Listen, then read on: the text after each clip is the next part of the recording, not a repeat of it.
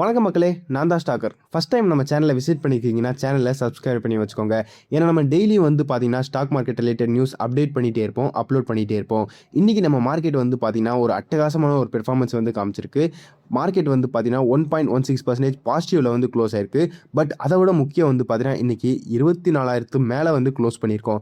So அதில் என்ன பெரிய விஷயம் அப்படிங்கிற மாதிரி பார்த்தீங்கன்னா இன்றைக்கி அது ரொம்ப பெரிய விஷயமா இருந்துச்சு. ஏன்னா இன்றைக்கி பார்த்தீங்கன்னா புல்லுக்கும் பியருக்கும் ஒரு பெரிய போராட்டமே போய்கிட்டு இருந்துச்சு.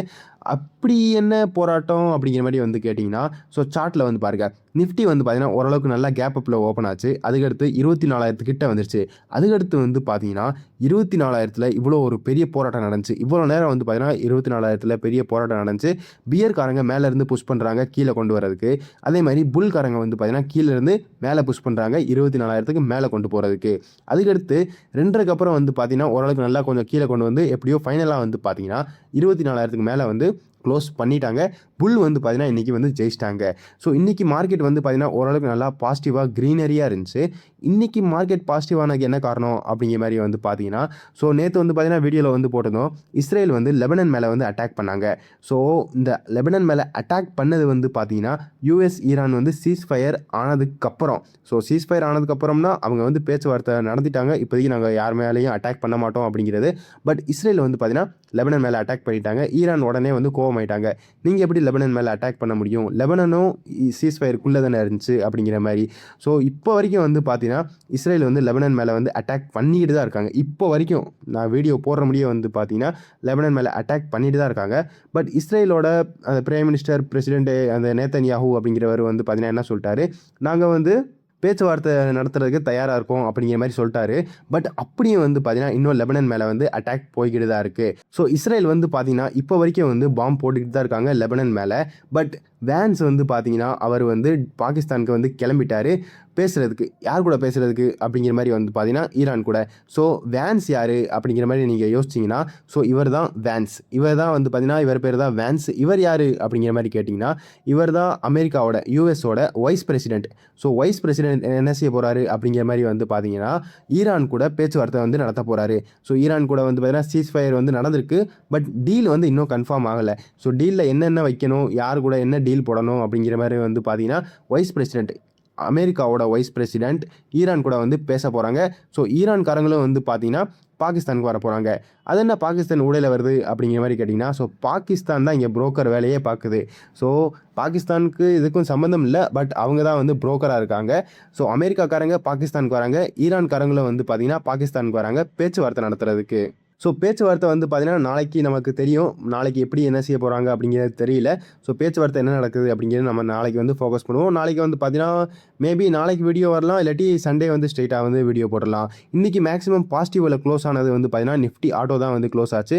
ஸோ நிஃப்டி ஆட்டோ பார்த்தீங்கன்னா ஓரளவுக்கு நல்லாவே இன்றைக்கி 2.85% பாசிட்டிவ்லையும், அப்புறம் Nifty EV and new age auto பார்த்தீங்கன்னா 2.4%. ஸோ ரெண்டுமே ஓரளவுக்கு கொஞ்சம் சேம் தான். Nifty EV and new age ஆட்டோவில் பார்த்தீங்கன்னா கொஞ்சம் எலக்ட்ரிக் வெஹிக்கிள் ரிலேட்டட் ஸ்டாக்ஸ் பார்த்தீங்கன்னா அதிகமாக இருக்கும். அதனால கொஞ்சம் இதை புது இண்டெக்ஸாக கொண்டு வந்திருக்காங்க. இன்றைக்கி நெகட்டிவில் க்ளோஸ் ஆனது பார்த்தீங்கன்னா மேக்ஸிமம் நிஃப்டி ஐடி தான் 1.9% பார்த்தீங்கன்னா நெகட்டிவில் க்ளோஸ் ஆயிருக்கு. ஸோ நேற்றே பார்த்தீங்கன்னா டிசிஎஸோட ரிசல்ட் வந்துச்சு. ஸோ டிசிஎஸ் பார்த்தீங்கன்னா 3% இன்றைக்கி கிட்டத்தட்ட ஃபாலோ ஆயிடுச்சு. மேபி க்ளோசிங் பார்த்தீங்கன்னா கொஞ்சம் மேலே க்ளோஸ் ஆகிருக்கும். பட் 3% பார்த்தீங்கன்னா கீழே முடிய போச்சு. ஸோ அதனால் பார்த்தீங்கன்னா இன்றைக்கி நிஃப்டி ஐடி ஓரளவுக்கு நல்லாவே அடி வாங்கிருச்சு. ஸோ நேற்றே பார்த்தீங்கன்னா நம்ம இன்ஃபோசிஸும் அதே மாதிரி விப்ரோவும் பார்த்தீங்கன்னா ஏடிஆரில் ரொம்ப அடி வாங்கிட்டு இருந்துச்சு. அதனால் இன்றைக்கி நிஃப்டி ஐடியும் ஓரளவுக்கு கொஞ்சம் டேமேஜ் ஆகும் அப்படிங்கிற மாதிரி எதிர்பார்த்தோம்.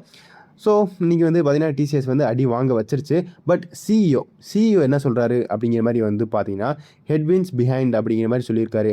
பல்க் ஆஃப் ஹெட்வின்ஸ் பிஹைண்ட் அப்படிங்கிற மாதிரி சொல்லியிருக்காரு. அப்படின்னா என்ன அப்படிங்கிற மாதிரி கேட்டிங்கன்னா, ஸோ ஹெட்வின்ஸ் அப்படிங்கிறது நம்ம ஓரளவுக்கு கொஞ்சம் தலைவலி அப்படிங்கிற மாதிரி சொல்லலாம், இல்லாட்டி நெகட்டிவ் பாயிண்ட் அப்படிங்கிற மாதிரி சொல்லலாம். ஸோ நெகட்டிவ் பாயிண்ட் பார்த்தீங்கன்னா பின்னாடி தான் இருக்குது. இப்போதைக்கு முன்னாடி பார்த்தீங்கன்னா வரப்போகிற காலத்தில் பார்த்தீங்கன்னா பாசிட்டிவ் பாயிண்ட்டாக தான் இருக்குது அப்படிங்கிற மாதிரி சொல்லியிருக்காரு.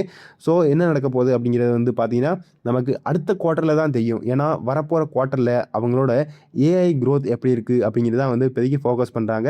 இப்போ இருக்கிற குவார்ட்டரில் பார்த்தீங்கன்னா க்ரோத் அவ்வளோவா தெரியலை அப்படிங்கிற மாதிரி சொல்கிறாங்க. அப்புறம் விப்ரோ பார்த்தீங்கன்னா ஓரளவுக்கு நல்லா கீழே விழுந்துச்சு, அதுக்கடுத்து மேலே போயிடுச்சு. ஸோ பாசிட்டிவில் க்ளோஸ் ஆனதே பார்த்தீங்கன்னா கொஞ்சம் பெரிய விஷயம். ஏன்னா நேற்றே பார்த்தீங்கன்னா விப்ரோ என்ன செய்ய போகிறாங்க, ஷேர் பைபேக் கன்சிடர் பண்ண போகிறாங்க. கன்சிடர் தான் வந்து பண்ண போகிறாங்க, இன்னும் கன்ஃபார்ம் ஆகலை. ஏப்ரல் 16ஆம் தேதி வந்து பார்த்தீங்கன்னா அவங்களுக்கு Q4 ரிசல்ட் இருக்குது. ஸோ அந்த Q4 ரிசல்ட்டில் தான் வந்து பார்த்தீங்கன்னா பைபேக் கொண்டு வருவோமா வேணாமா அப்படிங்கிறது தெரியும். ஸோ பைபேக் கொண்டு வரும் அப்படின்னு சொல்லிட்டாங்கன்னா வைங்களேன், மேபி மண்டேலேருந்தே கொஞ்சம் ஓரளவுக்கு நல்லா மேலே ஏற ஆரம்பிச்சிடும். அவங்க கொண்டு வரல 16ஆம் தேதி வந்து பார்த்தீங்கன்னா, இல்லை நாங்கள் பைபேக் கொண்டு வரல அப்படின்னு சொல்லிட்டாங்கன்னா கொஞ்சம் நல்லாவே வந்து கீழே விழுந்துடும். இதை வந்து ஃபோக்கஸ் பண்ணி வச்சுக்கோங்க. மண்டேலேருந்து ஏறது கூட சான்ஸ் இருக்குது. அப்புறம் ஆமாம் கொண்டு வந்துட்டாங்க அப்படிங்கிற மாதிரி சொல்லிட்டாங்கன்னா இன்னும் நல்லாவே மேலே ஏறதுக்கு சான்ஸ் இருக்குது. ஸோ இதை வந்து கொஞ்சம் ஞாபகம் வச்சுக்கோங்க. இப்போயும் வந்து பார்த்தீங்கன்னா 203 204 கிட்ட வந்து இப்போதைக்கு க்ளோஸ் ஆகிருக்கு. கொஞ்சம் ஃபோக்கஸில் வச்சுக்கோங்க. அதுக்கடுத்து இன்றைக்கி வந்து பார்த்தீங்கன்னா ஏப்ரல் 10ஆம் தேதி. ஸோ ஏப்ரல் 10ஆம் தேதி என்ன அப்படிங்கிற மாதிரி கேட்டிங்கன்னா, ஸோ இன்றைக்கி வந்து பார்த்தீங்கன்னா மியூச்சுவல் ஃபண்டோட டேட்டா வரப்போகுது. ஸோ மியூச்சுவல் ஃபண்ட் சஹிய அப்படிங்கிற மாதிரி கேள்விப்பட்டிருப்பீங்க. ஸோ உண்மையிலேயே மியூச்சுவல் ஃபண்ட் கரெக்டாக அப்படிங்கிற மாதிரி கேட்டிங்கன்னா இந்த டேட்டா பார்த்த பிறகு உங்களுக்கு ஈஸியாக வந்து புரியும் மியூச்சுவல் ஃபண்ட் உண்மையிலேயே கரெக்டாக இல்லையா அப்படிங்கிறது. அது கரெக்டாக இல்லையா அப்படிங்கிறதுனா நமக்கு பெஸ்ட்டாக இல்லையா அப்படிங்கிற மாதிரி சொல்லலாம். ஸோ ஃபஸ்ட்டு டேட்டா வந்து பார்ப்போம். ஸோ ஃபஸ்ட்டு டேட்டா வந்து பார்த்தீங்கன்னா நமக்கு ஆம்பி டேட்டானாலே வந்து பார்த்தீங்கன்னா நம்ம association of mutual fund in India அப்படிங்கிற மாதிரி சொல்லுவோம். So association of mutual fund வந்து எப்படி டேட்டா கொடுத்துருக்காங்க அப்படிங்கிற மாதிரி வந்து கேட்டிங்கன்னா, ஃபஸ்ட்டு நம்ம இக்விட்டி மியூச்சுவல் ஃபண்டு வந்து பற்றி பார்க்க போகிறோம். ஸோ இக்விட்டி மியூச்சுவல் ஃபண்டில் எப்படி டேட்டா வந்திருக்கு அப்படிங்கிற மாதிரி வந்து பார்த்தீங்கன்னா, நெட் இக்விட்டி இன்ஃப்ளோ வந்து பாருங்கள். நெட் இக்விட்டி இன்ஃப்ளோனா நார்மலாக நம்ம நெட் இக்விட்டி இன்ஃப்ளோனா என்ன சொல்லுவோம் அப்படிங்கிறது வந்து பார்த்தீங்கன்னா, இக்விட்டினாலே வந்து ஷேர் தான். ஸோ கம்பெனியில் நம்ம இன்வெஸ்ட் பண்ணுறது, மொத்தம் கம்பெனியில் இன்வெஸ்ட் பண்ணுறதுல வந்து பார்த்தீங்கன்னா மார்ச் மாதம் இது வந்து பார்த்தீங்கன்னா ஃபுல்லாக வந்து மார்ச் மாதம். ஸோ மார்ச் மாதத்தில் எவ்வளோ வந்திருக்கு அப்படிங்கிற மாதிரி வந்து பார்த்தீங்கன்னா 40,000 கோடி வந்து உள்ளே இறக்கியிருக்காங்க. போன மாதத்தில் எவ்வளோ இருந்துச்சு அப்படிங்கிற மாதிரி வந்து பார்த்தீங்கன்னா 26,000 கிட்ட இருந்துச்சு. சேஞ்ச் வந்து பார்த்துக்கோங்க 56% வந்து இன்க்ரீஸ் ஆயிருக்கு. ஃப்ளெக்ஸி கேப் ஃபண்டில் வந்து பார்த்தீங்கன்னா ஓரளவுக்கு கொஞ்சம் ஃப்ளாட்டாக இருந்திருக்கு. ஸ்மால் கேப் ஃபண்டில் வந்து பார்த்தீங்கன்னா 6,200 கோடி, முன்னாடி வந்து பார்த்தீங்கன்னா 3,800 கோடி இருந்துச்சு. ரொம்பவே இன்க்ரீஸ் ஆயிருக்கு. 61% வந்து இன்க்ரீஸ் ஆயிருக்கு. மிட் கேப் ஃபண்டு வந்து பார்த்தீங்கன்னா 6,000 கோடி, முன்னாடி 4,000 கோடி இருந்துச்சு. 50% வந்து இன்க்ரீஸ் ஆயிருக்கு. அதுக்கடுத்து லார்ஜ் கேப் ஃபண்டு வந்து பார்த்தீங்கன்னா 3,000 கோடி வந்து கிட்டத்தட்ட 3,000 கோடி, இது வந்து பார்த்தீங்கன்னா 42%. வேல்யூ கான்ட்ரா ஃபண்டு வந்து பார்த்தீங்கன்னா 2,185 கோடி, 196% வந்து இன்க்ரீஸ் ஆயிருக்கு. அதுக்கடுத்து ELSS fund. So ELSS fund அப்படிங்கிறது வந்து பார்த்தீங்கன்னா டேக்ஸ் சேவிங் ஃபண்ட் அப்படிங்கிற மாதிரி சொல்லுவோம். ஸோ முன்னாடி வந்து பார்த்தீங்கன்னா 650 கோடி வந்து வெளியே எடுத்தாங்க. அதாவது 650 கோடி அவுட்ஃப்ளோ ஆச்சு. இப்போயும் வந்து பார்த்தீங்கன்னா 437 கோடி அவுட்ஃப்ளோ ஆயிருக்கு. ஸோ அவுட்ஃப்ளோ வந்து பார்த்தீங்கன்னா கொஞ்சம் குறைஞ்சிருக்கு. முன்னாடி 650 கோடி எக்ஸ்ட்ரா எடுத்தாங்க, இப்போ 437 கோடி வந்து எடுத்திருக்காங்க. அதுக்கடுத்து dividend yield funds. So dividend yield fund வந்து பார்த்தீங்கன்னா 21 கோடி முன்னாடி இருந்துச்சு, 59 கோடி இதுலேயே வந்து பார்த்தீங்கன்னா எடுத்துட்டாங்க. அடுத்து டெப்ட் மியூச்சுவல் ஃபண்டில் வந்து பார்த்தீங்கன்னா ரொம்பவே ஒரு பெரிய மாற்றமே நடந்திருக்கு. ஸோ முன்னாடி பாருங்கள் 42,000 கோடி வந்து உள்ளே இறக்குனாங்க. இப்போ வந்து பார்த்தீங்கன்னா 2,94,000 கோடி வந்து வெளியே எடுத்துட்டாங்க. என்ன இவ்வளோ மேசிவ் சேஞ்ச் இருக்குது, ஷார்ப் ரிவர்சல், மேசிவ் அவுட்ஃப்ளோ இவ்வளோ வெளியே போகுது அப்படிங்கிற மாதிரி வந்து பார்த்தீங்கன்னா, ஏன்னா டெப்ட் மியூச்சுவல் ஃபண்டு இப்போதைக்கு மார்ச் மாதம் என்னது, மார்ச் மாதம் அப்படிங்கிறது financial year end. So financial year எண்டில் வந்து பார்த்தீங்கன்னா கொஞ்சம் அவங்க டேக்ஸ் சேவ் பண்ணுறதுக்கு வந்து பார்த்தீங்கன்னா பெரிய பெரிய இன்வெஸ்டர் வந்து கொஞ்சம் ரொட்டேட் பண்ணுவாங்க ஃபண்டை. ஸோ அதனால தான் உங்களுக்கு இவ்வளோ பெரிய அவுட்ஃப்ளோ வந்து தெரிஞ்சிருக்கு. ஸோ இங்கே 2.94 lakh crore வந்து நெகட்டிவ் போயிருக்கு. லிக்விட் ஃபண்டு பார்த்தீங்கன்னா 1.34 lakh crore நெகட்டிவ். கார்ப்பரேட்டில் வந்து பார்த்தீங்கன்னா கார்ப்பரேட் பாண்ட் ஃபண்டில் வந்து இவ்வளோ நெகட்டிவ் ஆயிருக்கு. ஸோ மேக்ஸிமம் வந்து பார்த்தீங்கன்னா டேக்ஸ் சேவ் பண்ணுறதுக்கு கொஞ்சம் இந்த மியூச்சுவல் ஃபண்டில், அதாவது டெப்ட் மியூச்சுவல் ஃபண்டில் வந்து கொஞ்சம் சேஞ்ச் வந்து நடந்திருக்கு. பேசிவ் ஃபண்டில் வந்து பாருங்கள், டோட்டல் பேசிவ் ஃபண்டு வந்து பார்த்தீங்கன்னா 30,000 கோடி வந்து உள்ளே இறக்கியிருக்காங்க. அப்புறம் முன்னாடி மாதம் போன மாதம் வந்து பார்த்தீங்கன்னா 13,800 கோடி எவ்வளோ சேஞ்ச் ஆயிருக்கு, 122% வந்து சேஞ்ச் ஆயிருக்கு. இடிஎஃப்ல வந்து பார்த்தீங்கன்னா காசு அள்ளி போட்டிருக்காங்க மக்கள். ஸோ மக்கள் வந்து பார்த்தீங்கன்னா காசு ரொம்ப ரொம்ப அள்ளி போட்டிருக்காங்க. 4,487 கோடி இருந்துச்சு. இந்த தடவை வந்து பார்த்தீங்கன்னா 19,800 கோடி வந்து உள்ளே இறக்கியிருக்காங்க. ஸோ 341% ரொம்ப ஸ்கை ராக்கெட்டிங் இது. அதுக்கடுத்து இண்டெக்ஸ் ஃபண்டில் வந்து பார்த்தீங்கன்னா 8,168 கோடி, முன்னாடி வந்து பார்த்தீங்கன்னா 3,227 கோடி. ஸோ இது எல்லாமே வந்து பார்த்தீங்கன்னா வார்னால. ஸோ வாரில் வந்து பார்த்தீங்கன்னா மார்க்கெட் ரொம்பவே வந்து கீழே விழுந்துச்சு. அதனால் இக்விட்டியில் வந்து பார்த்தீங்கன்னா ஓரளவுக்கு நல்லாவே வந்து மார்க்கெட்டில் வந்து காசை இறக்கியிருக்காங்க. ஸோ ஓவரால் வந்து total asset under management. So mutual fund வந்து எவ்வளோ காசு வச்சுருக்காங்க, மியூச்சுவல் ஃபண்ட் அப்படிங்கிறது வந்து பார்த்தீங்கன்னா டோட்டல் மியூச்சுவல் ஃபண்டு எவ்வளோ காசு வச்சுருக்காங்க அப்படிங்கிறது வந்து பார்த்தீங்கன்னா 81 லட்சம் கோடி முன்னாடி இருந்துச்சு. இப்போ வந்து பார்த்தீங்கன்னா 73 லட்சம் கோடி இருக்குது. ஸோ இந்த மார்க்கெட் கீழே விழுந்தனால கொஞ்சம் குறைஞ்சிருச்சு. 10% வந்து பார்த்தீங்கன்னா கொஞ்சம் குறைஞ்சிருக்கு. அதுக்கடுத்து எஸ்ஐபி வந்து பார்த்தீங்கன்னா ஆல் டைம் ஹையில் இருக்குது. 32,000 கோடி வந்து பார்த்தீங்கன்னா ஒவ்வொரு மாதத்தில் வந்து டச் பண்ணதே இல்லை. இந்த மாதம் வந்து டச் பண்ணியிருக்கு.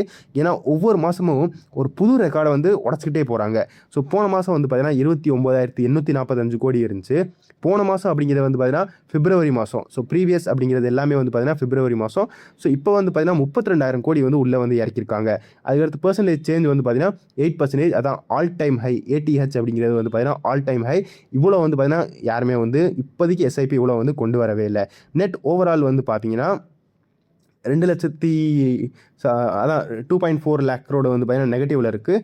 அப்புறம் முன்னாடி வந்து பார்த்தீங்கன்னா 94,000 கோடி வந்து உள்ளே இறக்கியிருக்காங்க. பட் மேக்ஸிமம் வந்து டேக்ஸ் சேவ் பண்ணுறதுக்கு தான் வந்து பார்த்தீங்கன்னா கொஞ்சம் ஒரு புது மாற்றம் வந்து நடந்திருக்கு.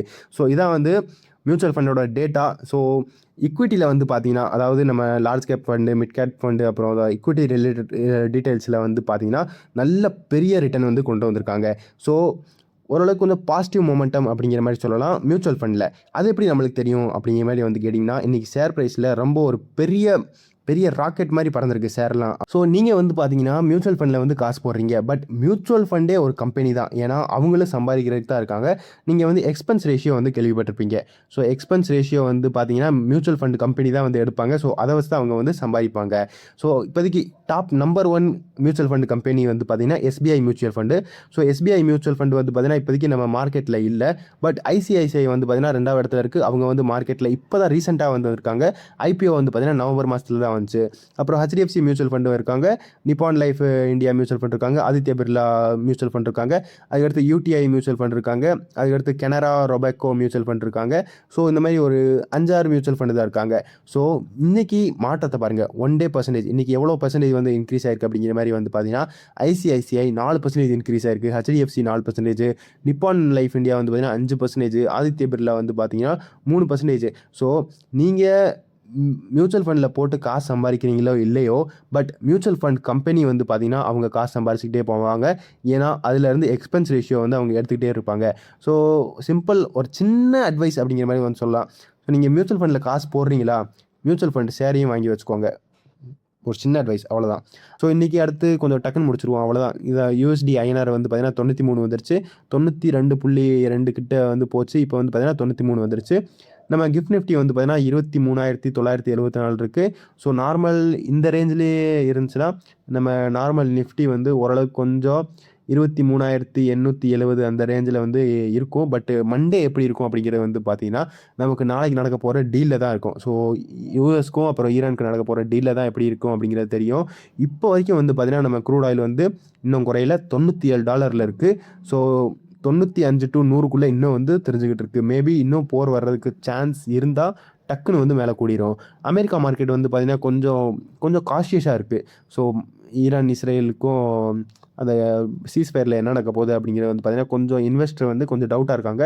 ஸோ 0.52 நெகட்டிவில் இருக்குது. அப்புறம் நாஸ்டாக் வந்து பார்த்திங்கன்னா கொஞ்சம் ஃப்ளாட்டாக போய்கிட்டு இருக்குது. அப்புறம் எஸ்என்பி வந்து பார்த்திங்கன்னா வந்து இவ்வளோ இருக்குது. ஸோ இந்த வீடியோவில் அவ்வளோதான். அடுத்த வீடியோவில் பார்ப்போம். நான் தான் ஸ்டாக்கர். Good bye.